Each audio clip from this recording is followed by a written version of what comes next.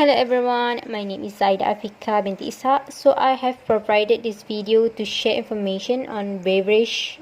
I will present about the pests and disease of coffee and tea. Coffee has three scientific names, which is Coffea arabica, Coffea robusta, and Coffea liberica.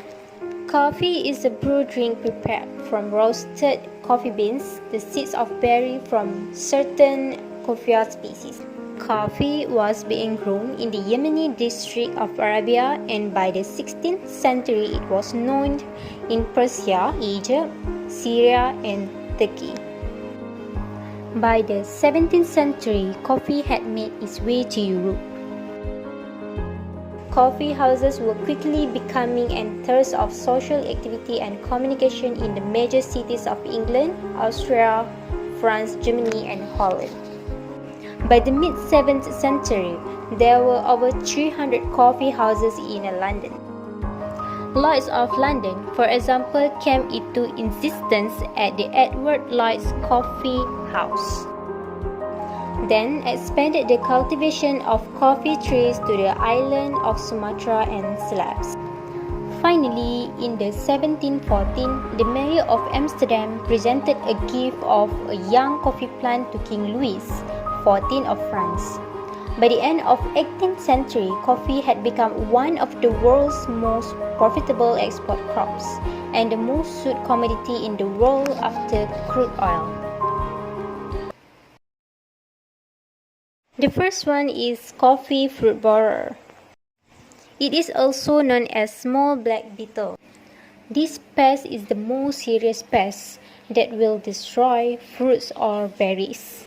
Adult female will lay its eggs in deep holes in the fruits. Puncture holes are clearly visible on the fruit. Culture practice, dead season, and chemical control are the methods used for controlling this pest. Next, coffee spin moth. The caterpillar will feed on the leaf of coffee, causing a serious defoliation. Insecticides such as cypermethrin collect and destroy visible larvae. Routine inspection and sanitation are the methods used to control this pest. Beetles. The beetles will feed on leaves during night. They will remove the lamina and leaving only the veins. Dipertrax is the pesticide that will be used to control the beetles population. Next, stem borer. The common name for this beetle include black twig borer, black coffee borer, and black coffee twig borer. The life cycle of Xylosandrus compactus is completed in about 28 days. The adult beetle is dark brown or black. The adult and larva will feed on the tissues of the stem. Sanitation activities reduce shedding, remove and destroy all infected stem. Improved drainage system and soil structure is a must to control the stem borer. Coffee rust. The most important pathogen, which is Hemilia vestatrix. The fungus will produce orange powdery spots on the leaf. Humidity and heavy shedding must be avoided, and applying the Cooper fungicides to the coffee rust. Red blight. The infections begins at the lower branch and spread upwards.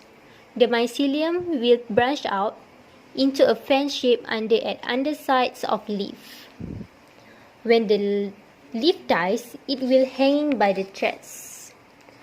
To control the disease, Cooper fungicides is being used. Next, pink disease.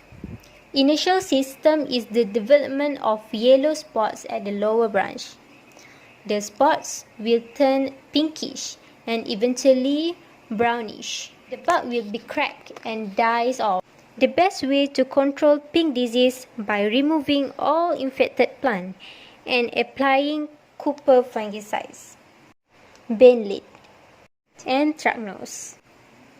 The fungus will attack young, expanding berries between 8 to 20 weeks old and ripe berries. The berries that rot and fall will display the black circulations. The application of copper fungicide and infected berries are removed.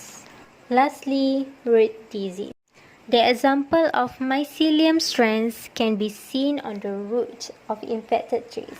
The infected trees will display symptoms of yellow leaf, wilting and leaf fall. Affected coffee tree must be totally removed and burnt, and doing soil solarization by exposing soil to heat sunlight to kill pathogen. This is also known as non-chemical, environmentally friendly method, and then cover the soil with a transparent polyethylene cover. Tea originated in the region encompassing today's North Burma and southwestern China, where it was used as a medical drink by various ethnic groups in the region. It was popularized as a recreational drink during the Chinese Tang Dynasty, and tea drinking spread to other East Asian countries. At 17th century, tea became fashionable among English. They started a large-scale production and commercialization of the plant in India. Tea is an aromatic beverage commonly prepared by pouring hot or boiling water over curd leaf of the Camellia sinensis. First one is mosquito bugs. The serious pest in Highland tea. They will feed young leaf, stem, and bud.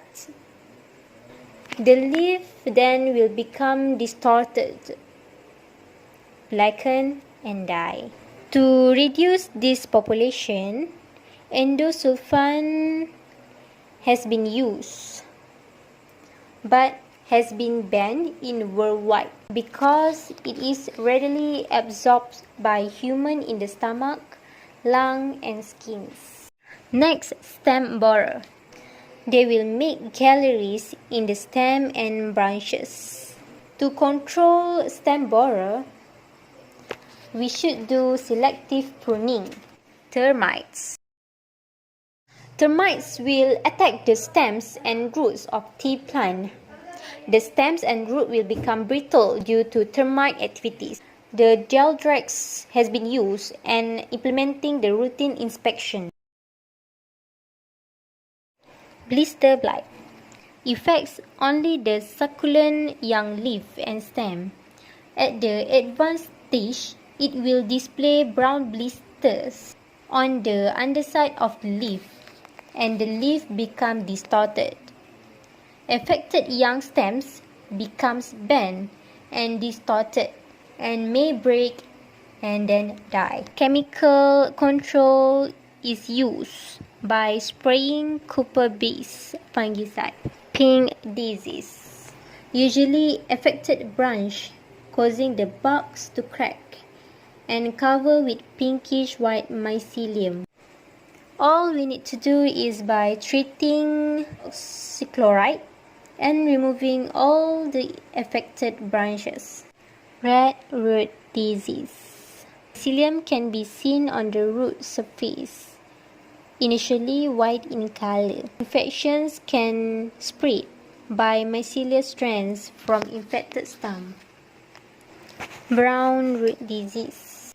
Disease can spread from diseased trunks, mycelium usually found around the root or under the bark of infected tea plants. These two diseases are often used fumigation as their method choice for infestation that have reached out of control proportions.